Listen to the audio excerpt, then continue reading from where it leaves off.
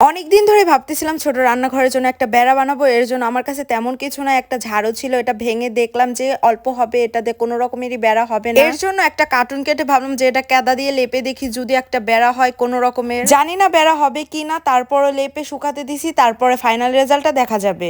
একটা বেড়া বানানোর জন্য যে কতটা কষ্ট করতেছি সেটা শুধু আমিই জানি। এত ধৈর্য নিয়ে যে বানাচ্ছি, জানি না ফাইনাল রেজাল্টটা কেমন হবে। ইনশাআল্লাহ ভালো কিছুই হবে। শহরের বাসায় এইরকমই কিছুই পাওয়া যায় না ঠিক মতন, মাটিও পাওয়া যায় না ঠিক মতন, কোনো কিছুই পাওয়া যায় না। এই মাটিগুলো আমি টপ থেকে নিয়েছি, জানি না কেমন হবে, ভালো মাটি হলে আরো ভালো হতো। এই দেখো আমার রান্নাঘরের অবস্থা কেমন হয়ে রয়েছে, মনে হচ্ছে বিশ্বযুদ্ধ এখানেই হয়েছিল। বিশ্বযুদ্ধ আর যাই হোক, রান্নাঘরটা আগে গোছাতে হবে, এর জন্য আমি সবকিছু সরিয়ে নিতেছি। এটাকে আমরা সালা বলি, এই সালাটাকে সরিয়ে নিব, কারণ এটার নিচে অনেক অনেক হাজার হাজার মাটি পড়ে আছে। এখন আমি মাটিটাকে সুন্দর করে পরিষ্কার করে নিব। রান্নাঘরে যদি পরিষ্কার না থাকে তাহলে রান্না করতে তেমন ভালো লাগে না। সুন্দর মন্দর করে কসলে কসলে ভালো করে পরিষ্কার করে নিতেছি, কারণ এত কিছুর পরও সুন্দর করে লুক দিতে পারতেছি না, কারণ তেমন কিছু নাই, যা ছিল তাই দিয়ে কিছু। যাই হোক, বাকি রেজাল্টটা দেখার জন্য পরবর্তী ভিডিওতে অবশ্যই দেখিয়ে দিব। ভালো লাগলে চ্যানেলটি সাবস্ক্রাইব করে পাশে থাকবেন। আল্লাহ হাফেজ।